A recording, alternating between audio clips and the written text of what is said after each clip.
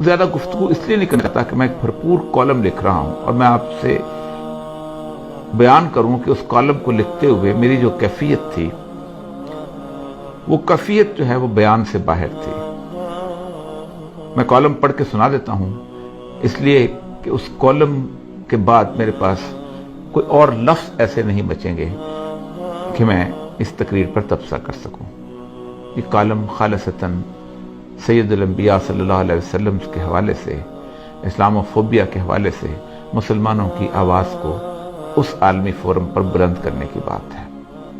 باقی تمام مسائل جو ہیں وہ اور طریقے سے حل ہوتے ہیں، لیکن اسلام فوبیا یا رسول اللہ صلی اللہ علیہ وسلم کی گستاخی جو ہے یہ زبان و بیان کا مسئلہ تھا، اور اس کا مقابلہ بھی زبان و بیان سے اور قلم و قلم سے ہو سکتا تھا، اور وہ انتہائی خوبصورتی کے ساتھ کیا گیا۔ میں آپ کو کالم آپ کی نظر کرتا ہوں، یہ انشاءاللہ عزیز آپ اخبارات میں بھی پڑھ لیں گے، لیکن میں یہ خراج عقیدت ہے جو عمران خان صاحب کو دینا چاہتا ہوں۔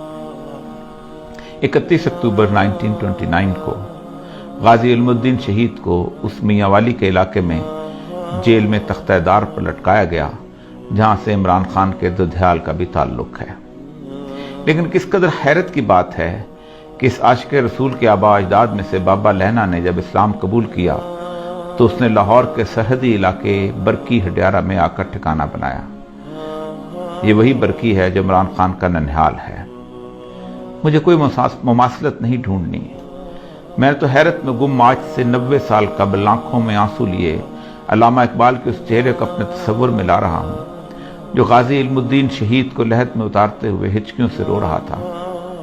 میاں والی میں شہید کو دفن کرنے کے بعد جب مسلمانوں کا ایک وفد علامہ محمد اقبال، سر محمد شفیع اور مولانا ظفر علی خان کے ساتھ گورنر پنجاب سے ملا اور غازی علم الدین کے جسد مبارک کی حوالگی کی درخواست کی تو اس یقین دہانی پر مان لی گئی کہ امن عامہ کی ذمہ داری آپ لوگوں پر ہی ہوگی۔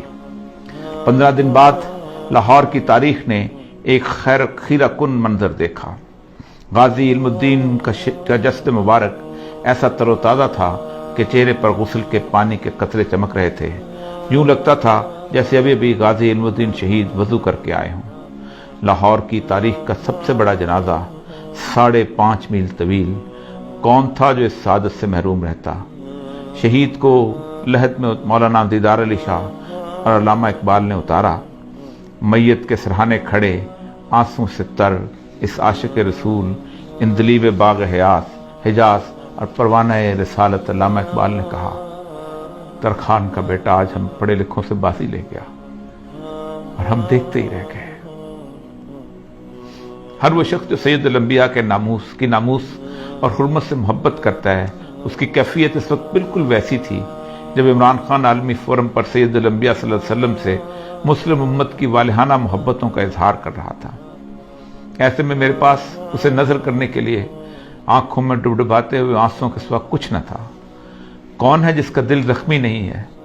کس کی راتیں سالوں سے بے خوابی میں نہیں گزرتی کہ اس کے پیارے رسول صلی اللہ علیہ وسلم کی شان میں روزانہ گستاخی ہوتی ہے اور وہ بے بس و لاچار ہے، اس کے بس میں کچھ نہیں۔ وہ پکار کر بتانا چاہتا ہے کہ میں اس مدینے والی سرکار سے اپنی ماں، باپ، بہن، بھائی اور اولاد سے زیادہ محبت کرتا ہوں، اور یہ میرا آخری سرمایہ ہے، یہی میرے ایمان کی جمع پونجی ہے۔ لیکن اس کی آواز سدا بصہرا ہے۔ وہ کوئی مولوی ہے تو بس جمعہ کے خطبے میں آواز بلند کر لیتا ہے، کسی تحریک کا سربراہ ہے تو جلوس نکال لیتا ہے، دھرنا دیتا ہے، مفتی ہے تو فتویٰ دیتا ہے، کالم نگار دانشور ہے تو کالم لکھتا ہے، ٹی وی پر گفتگو کرتا ہے۔ لیکن یہ سب مل کر بھی اپنی آواز گستاخان رسول اسلام دشمنوں تک نہیں پہنچا سکتے، اور نہ ہی ان کو عالمی سطح پر اس طرح لاجواب کر سکتے ہیں جس کا موقع اور استحقاق میرے اللہ نے عمران خان کو عطا کر دیا۔ میں تو مالک کائنات کی فرما روائی کا اس حد تک قائل ہوں کہ کوئی پتا بھی اس کی مرضی کے بغیر نہیں ہلتا ہے۔ یہ کیسے ہو سکتا ہے کہ عمران خان کو ناموس رسالت کے لیے آواز بلند کرنے کی توفیق منشاء الہی کے بغیر ہوئی ہو؟ یہ تو انتخاب ہے اور مجھے اس پر صرف رشک کرنا ہے۔ میرے پاس صرف تشکر کے آنسو ہیں۔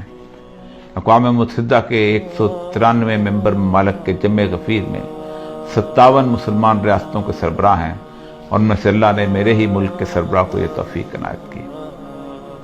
شاطمین رسول کا قصہ کوئی تازہ نہیں ہے، مغربی دنیا میں اس کا آغاز سید الانبیاء صلی اللہ علیہ وسلم کے وصال کے تقریباً 150 سال بعد 780 عیسوی میں ہو گیا تھا، جب ایک شخص تھیوفس دی کنفیسر نے رسول اکرم صلی اللہ علیہ وسلم کی شان میں گستاخانہ سوانحی خاکہ تحریر کیا تھا۔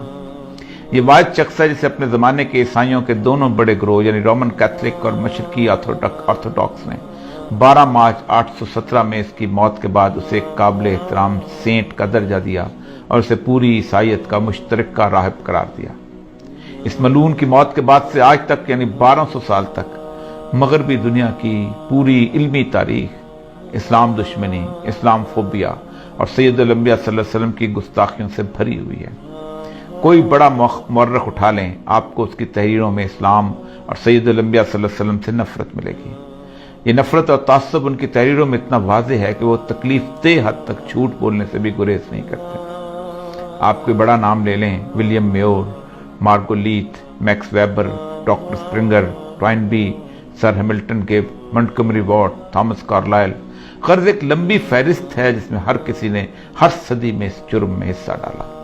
یہ وہ مورخین ہیں جنہوں نے تاریخ میں اتنا جھوٹ بولا ہے اور اس صفائی سے بولا ہے کہ آج مغرب کا ہر بچہ اور میرے ملک کا انگریزی میڈیم تاریخ پڑھنے والا ان 12 سالوں میں لکھے ہوئے اس جھوٹ کو تاریخی ماخذ یعنی ہسٹوریکل سورس سمجھ کر سچ مان لیتا ہے۔ یہ ہے وہ صدیوں پر محیط سازش جس کے خلاف مسلمانوں میں سے محبت رسول کے امین علماء کرام، مفتیان، حکام اور ادیب و دانشوروں نے ہمیشہ آواز اٹھائی، لیکن یہ تمام آوازیں اس امت کے لوگوں کے لیے تسکین روح کا باعث تو بنتی رہیں، لیکن مغرب کے لیے ایک چھوٹا سا واقعہ بھی نہ بن سکیں۔ عمران خان کی تقریر ایک بہت بڑا واقعہ ہے۔ یہ 2 وجوہات کی بنیاد پر زیادہ پر اثر ہے، جادوئی تاثیر رکھتی ہے۔ پہلی وجہ یہ ہے کہ وہ اس مغرب کی تہذیب کا ہیرو رہا ہے۔ اسے یورپ کے نوجوان لڑکے اور لڑکیوں نے دہائیوں تک اپنے دل کا شہزادہ، ہارٹ تھروب بنا رکھا تھا۔ ایسا شخص جب میرے آقا سرکار دو عالم صلی اللہ علیہ وسلم کی ناموس کا پرچم اٹھاتا ہے تو پھر مغرب سوچنے پر مجبور ہو جاتا ہے۔ ان کا یقین ایسی تمام جھوٹی تحریروں پر متزلزل ہو جاتا ہے اور وہ اصل اسلامی ماخذ کی طرف رجوع کرتے ہیں۔ دوسری وجہ یہ ہے کہ ایک بہت بڑے اسلامی ملک اور ایٹمی طاقت کا منتخب وزیر اعظم ہے۔ اس کی آواز پورے عالم میں گونجتی ہے اور وہ بھی ایک عالمی فورم پر، تو پھر وہ صرف عمران خان نہیں بلکہ 22 کروڑ مسلمانوں کا نمائندہ بن جاتا ہے۔ ایسا نمائندہ جسے 1.5 ارب مسلمانوں کی نمائندگی کا حق اور میرے آقا کی ناموس کے تحفظ کا شرف بھی خود بخود حاصل ہو جاتا ہے۔ ایسے مواقع گزشتہ 30 سالوں میں بے نظیر زرداری، مشرف اور نواز شریف کو بھی اپنے دور اقتدار میں ملے تھے، لیکن انہیں یہ سعادت حاصل نہ ہو سکی۔ سلمان رشدی کی واحیات کتاب 1988 میں آئی تو پورا عالم اسلام سراپا اشتداد تھا۔ بے نظیر اس کے خلاف احتجاج کرنے والوں پر گولی چلانے کی فرد جرم لے کر دنیا سے رخصت ہو گئی۔ 2005 میں گستاخانہ کارٹون چارلی ہیبیڈو میں چھپے تو مشرف برس اقتدار تھا، پھر زرداری اور نواز شریف دور میں بھی بار بار چھپتے رہے۔ یہ سب حکمران اپنی خاموشی کی FIR لیے اللہ کے حضور جانے کے منتظر ہیں۔ ہر ایک کو اقوام متحدہ کا یہ فورم میسر آیا، سب نے تقریریں کیں لیکن ان کی زبانیں گنگ رہیں، کسی کو اللہ نے یہ قوت گویائی نہ دی تھی۔